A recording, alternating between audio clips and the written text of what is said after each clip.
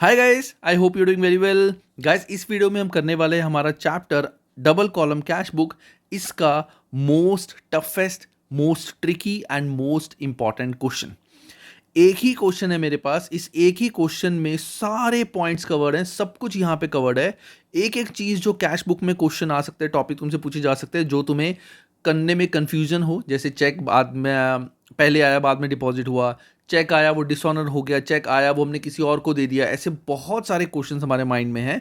वो सारे क्वेश्चंस तुम्हारे एक ही इससे क्वेश्चन से सॉल्व मैं करा दूंगा इस वीडियो के अंदर। एक छोटी सी रिक्वेस्ट है गाइस, मेरे इस चैनल को प्लीज जितना हो सकता है मैक्सिमम शेयर करो।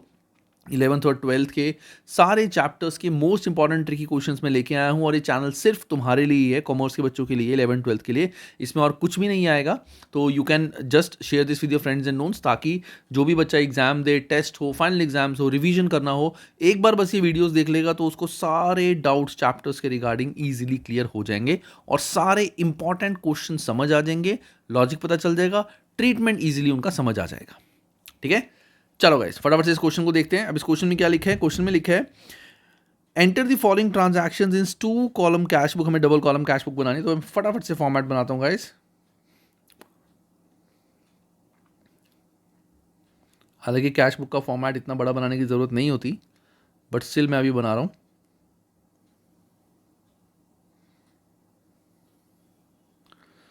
इसमें जगह थोड़ी सी कम है गाइस मेरे पास। I will try to fix it in here, तो please bear with me. So this is date particular, this is cash, this is bank, again date, particular, cash and bank. ठीक है, यहां पे एक लेजर फुली भी बनता है, वो लेजर फुली मैंने अभी नहीं बनाया, जगह थोड़ी सी कम है। चलो, अब गाइस क्वेश्चन में हमें क्या दिया हुआ है? ये मार्च है, तो आई विल राइट मार्च यहां पे। एक बार मैं मार्च लिख देता हूं, ताकि मैं सीधा यहां पे डेज लिखूं। दिस मार्च 2013-12 वो लिखने की जरूरत ना पड़े। और ऊपर में क्या लिखूंगा? कैश बुक, या इसको लिखेंगे 2 कॉलम कैश बुक। चलो क्वेश्चन करते हैं। पहला, 1 मार्च का ओपनिंग बैलेंस हमारे पास कैश का है 12,000, और बैंक में हमारे पास है 36,000। पॉजिटिव बैलेंस है। याद रखना गाइस, जो लेफ्ट साइड होती है हमारी कैश बुक की, this is, I will write here, this is receipt side, और ये साइड होती है हमारी पेमेंट साइड। जब भी हमारे पास कैश आता है या पैसे बैंक में आते हैं, तो हम रिसीट साइड पे, लेफ्ट साइड पे लिखेंगे, और अगर हमारे बैंक से पैसे जाते हैं, पेमेंट होती है, तो कैश बुक में वो राइट साइड पे आता है, जिसको भी हमने पेमेंट करी है। ठीक है, चलो। सो 1 मार्च को हमारे पास ओपनिंग बैलेंस कैश और बैंक का है, तो आई विल राइट 1 मार्च को 2 balance brought down. Opening balance cash का है मेरे पास 12,000, और बैंक का मेरे पास है 36,000। तो दोनों का मैंने ओपनिंग बैलेंस यहां पे लिख दिया। ये इक्वेशन मेरी हो गई। Next, cash the cheque for 15,000, मतलब 15,000 का चेक मैंने कैश करवाया। 15,000 का चेक जो है वो मैंने कैश करवाया। कैश करवाया मतलब मेरे पास कैश आया और मैंने अपने बैंक से पैसे निकाले। इन कैश चेक मतलब मैंने अपने बैंक से पैसे निकाले, तो मतलब मेरा बैंक कम हो गया और मेरे पास कैश आ गया। तो कैश मेरे पास आ गया कितना? 15,000, और मेरा बैंक कम हो गया, तो राइट साइड में बैंक के कॉलम में आ जाएगा 15,000, क्योंकि मेरे बैंक से पैसे गए हैं। ये याद रखना। इस तरीके से हम काउंटर एंट्रीज कर सकते हैं। हमारे पास कैश द चेक मतलब मेरे पास कैश आया है, तो कैश मैंने बढ़ा दिया, रिसीट साइड में कैश में लिख दिया कैश आया, और मैंने बैंक से पैसे निकाले, तो बैंक से पैसे कम हो गए होंगे, तो बैंक के थ्रू एक पेमेंट हुई है। तो यहां कॉलम क्या है? कैश। तो आई विल राइट यहां पे टू बैंक, सिंपल। यहां पे है बैंक कॉलम के अंदर, तो मैं लिखूंगा यहां पे बाय कैश, और यहां छोटा सा मैं सी लिख दूंगा कि this is a Contra entry, जो मैंने बैंक से पैसे विड्रॉ करे, और ये डेट है मेरी 2nd। ठीक है गाइस, इस तरीके से हमारी ये एंट्री होगी। Next, 4th, direct deposit by mister Sunil Seth in our bank account, discount allowed this. Sunil Seth ने डायरेक्टली हमारे अकाउंट में 3,000 डिपॉजिट कर दिए, इतना हमने डिस्काउंट दिया। यहां भी वो मिस्टेक मत करना गाइस, जो जर्नल में बच्चे करते हैं कि 3,000 में से 100 माइनस कर दो, 2,900। नहीं, इतने पैसे हमारे बैंक में आए, जितने पैसे बैंक में आए उतने हमें बैंक में लिखने होते हैं। ठीक है, ये नहीं है कि 3000 में से 100 माइनस करेंगे। क्यों नहीं करेंगे? क्योंकि हमें बैंक में इतने आए, हमने 100 का डिस्काउंट दिया, दैट मीन्स टोटल 3100 हमें आने थे, 31 आने थे, 100 का डिस्काउंट दे दिया तो हमें टोटल 3000 आए। ये है इसका मतलब। तो ये पैसे आए हैं 3000, तो मैं बैंक कॉलम में लिख देता हूँ यहाँ पे 3000, और ये पैसे मुझे कहाँ से आए? It is receive from mister Sunil सेठ, डेट इज़ 4th, तो टू सुनील लिख देता हूँ खाली, टू सुनील 3000। ठीक है, ये भी हो गया। Next, received from an outstation customer a cheque of 9500, cheque was deposit in to bank on 12th March. हमारे पास 10th को चेक आया है, जो चेक हमने इस दिन डिपॉजिट नहीं कराया, ये चेक हमने बाद में डिपॉजिट कराया अपने बैंक में। तब हमें चेक आएगा मतलब हमें पैसे आए। तो अभी हमें चेक नहीं आया, सॉरी, अभी हमें चेक आया लेकिन ये पैसे हमारे बैंक में नहीं आए। तो इसकी जो जर्नल एंट्री होती है वो होती है cheques in hand, CIH, cheques in hand account debit to, कहाँ से आया? हमें कस्टमर। तो ये हमारा कैश बुक में कहीं नहीं आता, क्योंकि अभी मेरा बैंक नहीं बढ़ा, अभी सिर्फ चेक आया। जिस दिन ये चेक मैं बैंक में डिपॉजिट करा दूंगा उस दिन मेरा बैंक बढ़ जाएगा।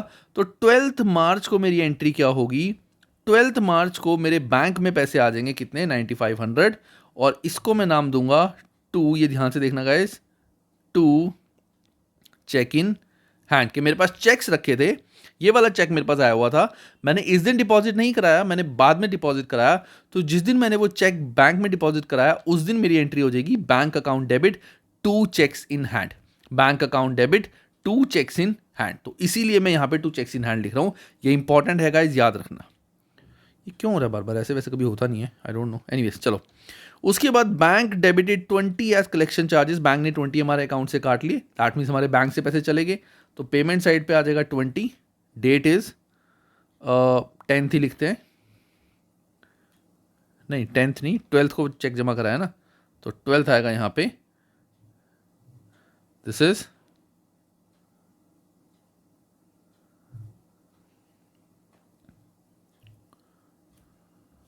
Bank charges. सारे बच्चे शायद हंस रहे होंगे, क्योंकि एक चीज़ है जो मैंने मिस कर दी। क्या? मैंने सेकंड में ये तो पढ़ लिया, मैंने ये नहीं पढ़ा। बच्चे कहेंगे सर आगे भी था, आप पढ़ना भूल गए। सर आगे भी था, आप पढ़ना भूल गए। हाँ, मिस्टेक हो जाती है मेरे को एकदम से मैंने ऊपर देख लिया, मेरे को याद आ गया। तो क्योंकि मैं टिक मारता हूँ हर चीज़ पे, मैंने इस पर टिक मारा था, यहाँ टिक नहीं था। तो सैलरी मैंने पे करी है फरवरी की इन कैश 12,500 की सैलरी मैंने पे की है सेकंड को। मुझे यहाँ लिखना चाहिए बट मैं अभी यहाँ लिख देता हूँ, टू बाय सैलरीज मैंने कैश में पे की है 12,500। ठीक है, मिस्टेक हो जाती है बट कोई बात नहीं, उस मिस्टेक को हमें कवर कैसे करना है, अगर तुम ये भी कर लोगे ना, एग्जामिनर बहुत ढीठ हुआ तभी आधा मार्क्स काटेगा, अदरवाइज वो मार्क्स नहीं काटेगा इस चीज़ के। ठीक है ना, उसको पता चल जाएगा कि तुमने मिस्टेक बाद में रेक्टिफाई कर दी। बस ऐसे करने के बाद चाहे इसको थोड़ा सा ऐसे कर देना ताकि देखने में बुरा ना लगे, वैसे कोई दिक्कत नहीं है, ऐसे भी कर सकते हो। तो ये भी हो गया हमारा, ये भी हो गया। चलो अब आता है 11th में क्या लिखा है? Govind settled his account of 6000 by a cheque of 5900। कि गोविंद जो था जिस समय 6000 आने थे उसने हमें 5900 का चेक दे दिया, मतलब हमने उसको 100 का डिस्काउंट दे दिया। हालांकि डबल कॉलम कैश बुक में डिस्काउंट का हम कुछ नहीं करते, हमें चेक आया 5900 का। Cheque was deposited into bank on 15th March. ये जो चेक है वो हमने 15th मार्च को डिपॉजिट कराया है, अभी हमने ये जो चेक है वो डिपॉजिट नहीं कराया। दैट मीन्स जिस डेट को हमें चेक आया उस दिन हमारी एंट्री क्या हो जाएगी? सेम वही, cheques in hand account debit to Govind. और जिस दिन हमने चेक बैंक में जमा कराया उस दिन एंट्री क्या होगी? Bank account debit to cheques in hand. तो 15th मार्च को मेरी एंट्री हो जाएगी to cheque in hand, bank में सीधा आ जाएंगे मेरे 5900। ठीक है, थोड़ा सा बेटर प्रेजेंटेशन के लिए तुम थोड़ा सा ऐसे भी कर सकते हो, इससे थोड़ी प्रेजेंटेशन बेटर हो जाती है, थोड़ी सी बेटर। देखो देखने में अच्छा लग रहा है ना। चलो आगे 16th,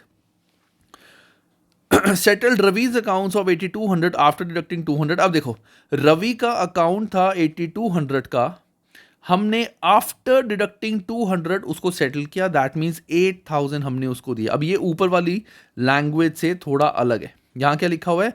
हमने रवि को देने थे on account, settle the Ravi's account of 8200, कि उसको 8200 देने थे। आफ्टर डिडक्टिंग 200 हमने उसको 8000 दे दी। सेटल मतलब हमने उसका अकाउंट इतने में सेटल कर लिया। By giving a cheque for 6000 and balance in cash. 6,000 का हमने चेक दिया और balance in cash, that mean 6,000 का चेक दिया, 2,000 हमने कैश में दिया। सो दैट मीन 16th को हमारी एंट्री हो जाएगी बाय रवि। हमने उसको कैश कितना दिया 2,000 और 6,000 का हमने उसको चेक दे दिया। ये हमारी एंट्री होगी। यहां पे गाइस मत सोचना कि वो चेक उसने बैंक में कब जमा कराया। जब हम पेमेंट करते हैं, जिस दिन हमने चेक दे दिया उस दिन हम अपनी पेमेंट दिखा देंगे। हम ये नहीं सोचेंगे कि वो चेक उस पर्सन ने कब अपने बैंक में डिपॉजिट कराया है।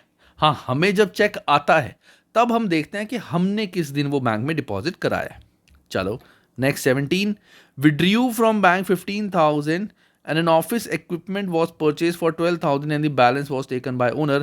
हमने 15,000 जो हैं वो बैंक से विड्रॉ करे, किस पर्पस के लिए?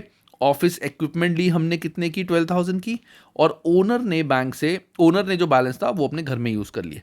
सो दैट मीन्स अगर मैं सीधा सीधा इसकी एंट्री करूँ 17th की, इसकी तुम कॉन्ट्रा एंट्री भी चाहो तो कर सकते हो कि पहले कॉन्ट्रा एंट्री कर लो फिर ये कैश पेमेंट कर लो। लेकिन यहाँ पे लैंग्वेज में ये नहीं लिखा हो withdrawn from bank in cash, ये नहीं लिखा हुआ, तो हम सीधा सीधा मानते हैं कि उसने बैंक से पैसे निकाले इस चीज के लिए। दैट मीन्स डायरेक्टली बैंक से पेमेंट गई है। तो पहले हमने बाय ऑफिस इक्विपमेंट हमने परचेज किया है कितने का? 12,000 का, and that is through bank 12,000। उसके बाद ओनर ले गया घर पे कितना जो बैलेंस है, तो 15,000 में से 12,000 यहां यूज हो गया, 3,000 हमारा क्या हो गया? ड्रॉइंग्स। तो 17th को हमारा हो जाएगा बाय ड्रॉइंग्स 3,000 ओनर अपने घर पे ले गया। ये भी मेरी एंट्री हो गई। Next, sold goods to Sanjay on credit. हमने क्रेडिट पे गुड्स सेल करे, मतलब ना तो कैश आया ना कैश गया, इसका कुछ नहीं करेंगे। Sanjay return goods worth 5,000 and settled his account by cheque. Sanjay ने 500 के गुड्स हमें रिटर्न कर दिए। तो 8,000 के गुड्स हमने सेल किए थे, जिसमें 500 के उसने अपने रिटर्न कर दिए। दैट मीन्स 7,500 हमें आने थे, क्योंकि सेल किया है तो पैसे आने। उसने अपना अकाउंट सेटल कर दिया बाय पेइंग चेक। ठीक है कब? 19th को। अब यहां पे गाइस एक चीज देखो, इस चेक के बारे में ये नहीं लिखा हुआ, ध्यान से सुनना। जब भी हमें कोई चेक आता है तो हमेशा हमें आगे पढ़ना है कि वो चेक बैंक में कब डिपॉजिट हुआ है। तो इस चेक के बारे में नेक्स्ट लाइन में क्या लिखा हुआ है? Bank notified that Sanjay cheque has been dishonoured. मतलब जो संजय का चेक आया था वो बैंक ने हमें बता दिया कि वो डिसऑनर हो गया। इसका मतलब कि वो इससे पहले डिपॉजिट हो चुका है। डिसऑनर का मतलब क्या होता है कि चेक बैंक ने रिजेक्ट कर दिया एक्सेप्ट करने से, because of any reason, sign, date, whatever reason, पैसे नहीं थे, जो भी रीजन था। लेकिन अगर इस दिन बैंक ने मना कर दिया कि हमारे पास वो चेक कैंसिल हो गया है, that means it is assumed कि उसी दिन उसने ये पैसे बैंक में जमा करा दिए। ठीक है ना, क्योंकि इसमें कहीं नहीं लिखा हुआ कि चेक बाद में डिपॉजिट हुआ है। तो जिस दिन हमें पैसे आए कितने? 7,500, उसी दिन हम यहां पे लिख देंगे। कौन सी डेट है? दिस इज 19th को मैं लिख दूंगा टू संजय। अब यहां पे मैं चेक्स इन हैंड नहीं लिखूंगा, जो चेक्स इन हैंड तब आता है कि पहले हमें चेक आया, हमने किसी और डेट पे डिपॉजिट किया। तो संजय से सीधा सीधा हमें 7,500 आगे सेल करी थी, डिस रिटर्न के बाद इतने पैसे आने थे जो आ गए। बैंक नोटिफाइड 22nd को Sanjay cheque has been dishonoured, कि संजय का चेक कैंसिल हो गया।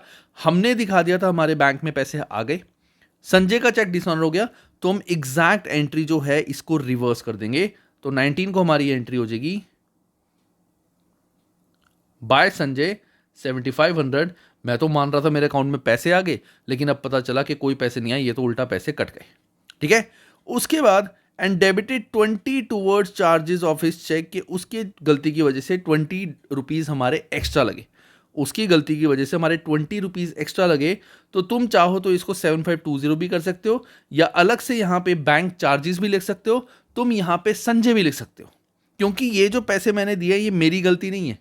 उस बंदे का चेक किसी रीजन से डिसऑनर हुआ था, उसके साइन नहीं मैच करे थे, उसकी वजह से खर्चा हुआ है। तो टेक्निकली ये पैसे भी मैं संजय से ही लूंगा, मैं अपनी पॉकेट से नहीं दूंगा, चाहे 20 रुपए।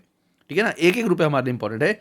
तो मैं सीधा सीधा बाय संजय यहाँ पे 7,520 कर देता हूँ कि संजय से एक तो 7,500 वही आने जो चेक कैंसिल हो गया, और 20 रुपीज़ जो उसकी वजह से हमारा खर्चा हुआ है वो हमने यहाँ पे लिख दिया। कई स्कूल में यहाँ पे उसको बाय बैंक चार्जेस भी दिखाते हैं, वो भी सही है, ये भी सही है, कोई दिक्कत नहीं है। ये थोड़ा प्रैक्टिकल है, वो थोड़ा सा बुकिश है। अच्छा, ये डेट है हमारी 22nd, सॉरी 22nd को हमारा चेक डिसऑनर हुआ है। Okay, 24th issued a check of 3,000 to Ashok as advance again order of furniture worth 5,000 कि 5,000 के फर्नीचर का हमने उसको ऑर्डर दिया था, उसके लिए अभी हमने 3,000 पे करे हैं, तो हमारे बैंक से 3,000 गए हैं, तो that is 24th। So 24th को मैं लिख दूंगा बाय एडवांस। किस चीज़ का एडवांस है? एडवांस अगेंस्ट फर्नीचर, तो मैं एडवांस अगेंस्ट फर्नीचर लिखूंगा, यहाँ जगह कम है तो मैंने एडवांस लिखा है। कितने का चेक दिया मैंने? 3,000 का। इस 5,000 का मुझे कुछ नहीं करना क्योंकि मैंने अभी सिर्फ इतना ऑर्डर दिया, ना मैंने फर्नीचर आया, ना कुछ है, ना कैश गया है, ना कैश आया है, तो इसका कुछ नहीं करना। मैंने अभी 3,000 दिया है कि मुझे फर्नीचर लेना है, ये लो एडवांस, तो जितने पैसे दिए वो मेरे कैश बुक में आ गए। Next 25th, received the amount of return cheque and bank charges from Sanjay. Sanjay ने जो कैंसिल था चेक वो प्लस जो बैंक चार्जेस थे वो हमें दे दिए। संजय ने जो चेक उसका डिसऑनर हो गया था, संजय देखो ये रहा संजय, इसका जो चेक डिसऑनर हो गया था उसने वो पैसे भी दे दिए और बैंक चार्जेस भी उसने पे कर दिए, बैंक चार्जेस इन कैश। अब देखो यहाँ पे लिखा हुआ है received amount of return cheque and bank charges in cash from Sanjay, मतलब चेक का और बैंक चार्जेस का पैसा उसने हमें कैश में दे दिया। हमने कहा भाई चेक चुक ना दे, तेरा भरोसा नहीं है कि तेरे से पैसे आए ना आए, तू पैसे पता नहीं क्या उल्टे काम करता है, हमें तो कैश दे। उसने हमें वो कैश दे दिया, तो मतलब कैश आया है। तो लेफ्ट साइड पे आ जाएगा 7,520 क्योंकि बैंक चार्जेस भी दिया उसने। कौन सी डेट है? This is 25th। तो 25th को टू संजय कितने 7,520 हमें संजय से आ गए। चलो ये भी हो गया। 26 goods worth 12,000 were purchase from Shyam Sundar on 15th instant. ये क्या है? Goods worth 12,000 were purchase from Shyam Sundar on 15th instant. अच्छा, its payment was made today by cheque after deducting 5% cash discount.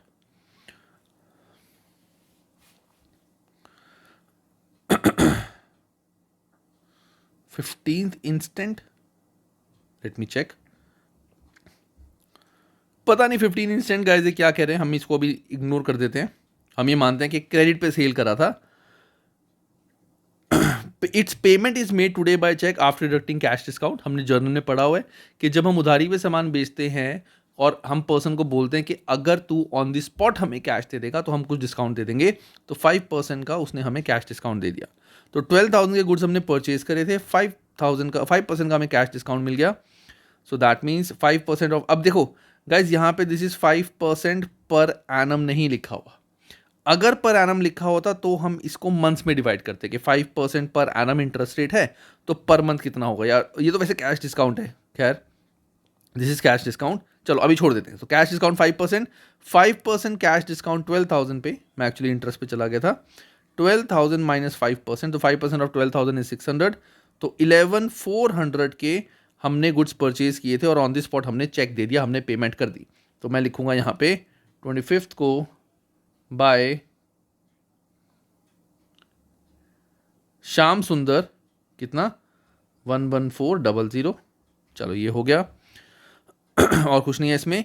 Paid to Manohar 8,000 by cheque, हमने मनोहर को 8,000 दिए। कौन सी date को? 28 by Manohar 8,000। Cash sale to date 80,000 of which 60,000 was bank. 80,000 की हमने cell करी थी जिसमें से 60,000 हम बैंक में जमा करा चुके हैं। तो यहां तुम पहले 80,000 कैश रिसीव करके एक कॉन्ट्रा एंट्री भी कर सकते हो कि पहले 80,000 कैश आया देन 60 की तुमने कॉन्ट्रा एंट्री कर दी, वो भी कर सकते हो। या फिर डायरेक्टली तुम ये भी कर सकते हो 29th को टू सेल्स, सीधा सीधा कि 20,000 मेरे पास कैश आया और 60,000 मेरे बैंक में चले गए। ये भी तुम गाइस कर सकते हो। तुम चाहो तो टू सेल्स कैश में 80,000 लिखो, देन उसके बाद टू बैंक और टू कैश 60,000 बाय बैंक 60,000, ये भी कर सकते हो, ये भी कर सकते हो, कोई दिक्कत नहीं है दोनों में। चलो मैंने ये कर दिया। Bank collects interest on securities 300, bank ने इंटरेस्ट ऑन सिक्योरिटीज कलेक्ट करा है। दीज आर नॉट चार्जेस, याद रखना ये बैंक के चार्जेस नहीं है जो बैंक ने काटे हैं, उल्टा बैंक ने हमारे बिहाफ पे ये पैसे कलेक्ट करे हैं। कलेक्ट्स का मतलब होता है हमारे बिहाफ पे ये पैसे बाहर से कलेक्ट करके हमारे अकाउंट में डिपॉजिट कराए, हमारे बिहाफ पे उन्होंने कलेक्ट करें तो हमारे अकाउंट में पैसे आए हैं। ये छोटा सा पॉइंट है, लेकिन यहां बच्चों के मार्क्स कर सकते हैं। जब भी लिखा हो बैंक कलेक्टेड ये सब वो सब, तो वो हमारा फायदा होता है, हमारी इनकम होती है। लेकिन अगर लिखा हो बैंक डिडक्टेड इंटरेस्ट ये सब वो सब, तो हमारा लॉस या एक्सपेंस होगा। तो हमारे अकाउंट में उल्टा 300 आए हैं, तो आई राइट 30th को टू इंटरेस्ट ऑन सिक्योरिटी, सीधा सीधा बैंक में आया हमारे 300, ये भी हो गया। Last entry which is the most important entry, जहां पे काफी सारे बच्चों को प्रॉब्लम आती है, वो क्या है? Deposited into bank cash retaining 10,000 के 10,000 छोड़ के बाकी सारा कैश मैंने बैंक में डिपॉजिट करा दिया। 10,000 छोड़ के सारा कैश मैंने बैंक में डिपॉजिट करा दिया। तो एक काम करते हैं, थोड़ा सा नीचे मैं इसको क्लोज करूंगा, क्योंकि अभी एडजस्टमेंट होनी है। देखो यहां पे मैंने क्या किया, पहले मैं देखता हूं मेरे पास कैश कितने हैं। 12,000 प्लस 15,000 27, 27,000 27 प्लस 20 47,000, 47 प्लस 5 54, 54,520। सो 54,520 मेरा आ रहा है टोटल। 54,520 यहां का कमी है, तो 54,520। अब देखो गाइस ध्यान से, यहां पे सिचुएशन क्या है, सिचुएशन समझना। कैश अवेलेबल देखा जाए मेरे पास कितना कैश अवेलेबल है, तो यहां का टोटल है 54,520। यहां पेमेंट कितनी है? 14,500, 14,500। सो दिस इज 54,520, इतना मेरे पास कैश आया, माइनस 14,500, 14,500 इतना कैश गया, तो मेरा बैलेंस कितना रह गया अभी देख लेते हैं। चलो, इट इज 400,020, 400,020 मेरे पास इतना कैश रह गया। ठीक है ना गाइस, इतना कैश मेरे पास रह गया। कैश मेरे पास अवेलेबल कितना था? एक तो ओपनिंग मेरे पास इतना था, बाकी इतना कैश आके टोटल इतना कैश हो गया। ये मैंने पेमेंट करी है कैश में, तो इतना कैश मेरे पास बचा हुआ है। तो नेट कैश मेरे पास कितना बचा हुआ है? 400,020। डिपॉजिटेड इनटू बैंक रिटेनिंग 10,000, 10,000 मुझे अपने पास रखने हैं, तो अमाउंट रिटेन मैं इसको रब कर देता हूं, 10,000 मुझे इसमें से अपने पास रखने हैं। तो बैलेंस कितना रहेगा मेरे पास? 300,020। ये कॉन्सेप्ट क्या है गाइस? जैसे एक दिन, ये मान के चलो ये मेरा पूरा एक दिन है, वैसे तो मंथ है बट तुम दिन मान के चलो, ठीक है। एक दिन का मेरा एक कैश बॉक्स है, जैसे मेरे पास एक कैश बॉक्स है जिसको देसी भाषा में बोलते हैं गल्ला, जहां पे बिजनेसमैन अपना कैश रखते हैं। मैंने बोला पूरा दिन कैश आया गया, खूब लेन देन हुआ, मैंने लास्ट में कैश निकाल लिया, जो भी कैश था। मैंने बोला मैं इसमें 10,000 रख रहा हूं, 10,000 मैंने इसमें रख दिए, इससे ऊपर जितना भी मेरे पास कैश है ना, वो मैं बैंक में डिपॉजिट कराता हूं। मेरे को सिर्फ अपने पास 10,000 रखने। सेम सिचुएशन, ओपनिंग कैश इतना था, इतना कैश आया, इतना गया, बैलेंस रह गया इतना। इसमें से मुझे सिर्फ 10,000 अपने पास रखना है, तो मैं इतना कैश बैंक में जमा करा दूंगा, और ये मेरी हो जाएगी एक Contra entry, cash deposited into bank, के मैंने बैंक में इतने पैसे जमा कराए। तो इसकी एंट्री मेरी क्या होगी? बैंक में इतने पैसे आए हैं, तो यहां बैंक में ऐड हो जाएगा 300,020, और कैश मेरे पास कम हो जाएगा 300,020। कॉन्ट्रा एंट्री हो जाएगी last date of the month, March है तो 31st, तो ये हो जाएगा बाय बैंक, और यहां बैंक का कॉलम है तो यहां आ जाएगा 31st को टू कैश इतना, वहां पे बाय बैंक इतना, टू कैश बाय बैंक।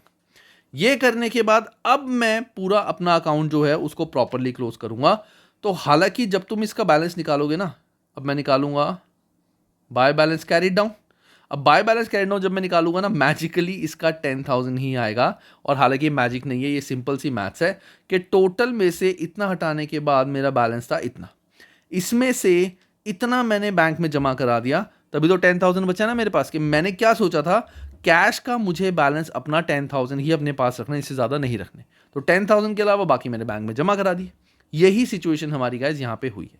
ये करने के बाद अब मैं बैंक को क्लोज करूंगा, तो बैंक की फिगर्स देखते हैं। 15, ये साइज मुझे थोड़ी कम लग रही है गाइस, क्यों? क्योंकि देखो 36, 60,000 ये थोड़ी ज़्यादा लग रही है, तो इसका टोटल कर लेते हैं 36 प्लस 3 39। तो मैं फटाफट इसको कर लेता हूँ।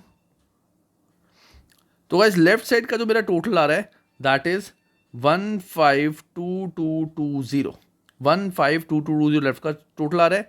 राइट साइड का जो मेरा टोटल आ रहा है दैट इज 65940, इसका टोटल आ रहा है 65940, तो ये साइड कम है तो मैं लिख दूंगा यहाँ पे, थोड़ी सी जगह कम है, राइट हियर 152220, और बैलेंस जो मेरा आ रहा है दैट इज 86280, 862, ये थोड़ी जगह कम है गाइस, मैं इसको भी यहाँ लिख देता हूँ 86280, ये आ रहा है मेरा गाइस बैलेंस।